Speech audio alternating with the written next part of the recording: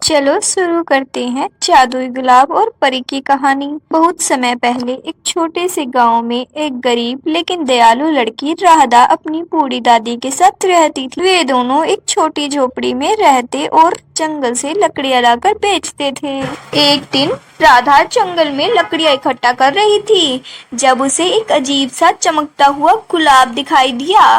वह गुलाब इतना सुंदर था कि उसे देखते ही उसका मन मोह हो गया। जैसे ही उसने उसे छुआ, गुलाब से एक सुनहरी रोशनी निकली और एक परी प्रकट हुई। परी ने मुस्कुराते हुए कहा, राधा, तुम एक दयालु और नेक दिल लड़की हो। यह कोई साधारण गुलाब नहीं है, यह एक जादुई फूल है। जो भी सच्चे दिल से इसकी देखभाल करेगा उसकी सारी इच्छाएं पूरी होगी। राधा ने खुश होकर गुलाब को अपने घर लाकर एक गमले में लगाया। जैसे जैसे वह उसकी देखभाल करने लगी, गरीबी दूर होने लगी, घर सुंदर बन गया और जिंदगी खुशहाल हो गई। लेकिन अचानक कुछ अजीब हुआ। सब कुछ अच्छा चल रहा था, लेकिन कुछ दिनों बाद राधा को अजीब अजीब सपने आने लगे। वह देखती कि कोई छाया उसके घर में घूम रही है। जब वह नींद से जागती तो गुलाब हल्का मुरझाया हुआ मिलता।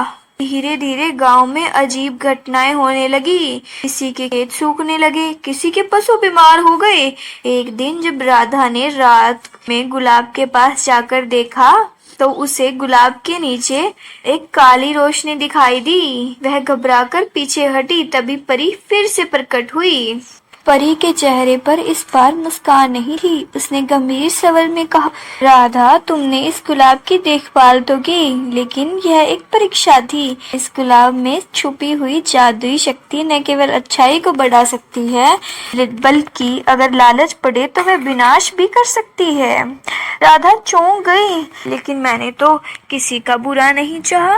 परी ने सिर हिला लिया और कहा, हाँ, पर जब तुम्हारे जीवन में समृद्धि आई तो तुम्हें कभी यह ख्याल नहीं आया कि बाकी गांव वालों की मदद करो? तुमने केवल अपने और अपने दादी के बारे में सोचा। इसी वजह से गुलाब में नकारात्मक ऊर्जा आने लगी। अंत में राधा को गलती का एहसास हो गया। उसने उसी समय गुलाब को उठाया और गांव में बीचों बीच जाकर कहा, यह चमत्कारी फूल अब केवल मेरा नहीं है, यह हम सबका है। इसकी देखभाल हम सब मिलकर करेंगे और कोई भी जरूरत इसका आशीर्वाद पा सकेगा। जैसे ही उसने यह कहा, गुलाब की काली रोशनी गायब हो गई और वह पहले से भी ज्यादा चमकने लगा।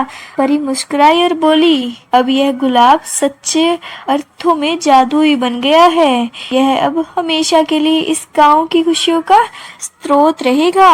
उसी दिन से गांव में कभी कोई दुख नहीं रहा। सभी मिलकर एक दूसरे की मदद करने लगे और राधा को भी अपने असली जादू, निस्वार्थ प्रेम का एहसास हो गया।